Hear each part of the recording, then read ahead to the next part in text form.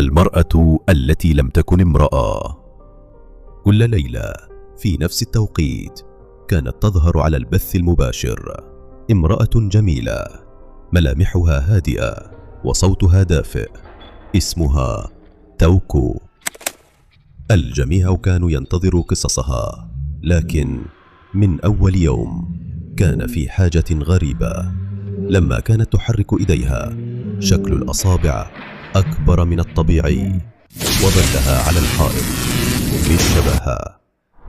واحد من المتابعين لاحظ إن انعكاسها في المراية خلفها ما كانش بيطابق حركتها.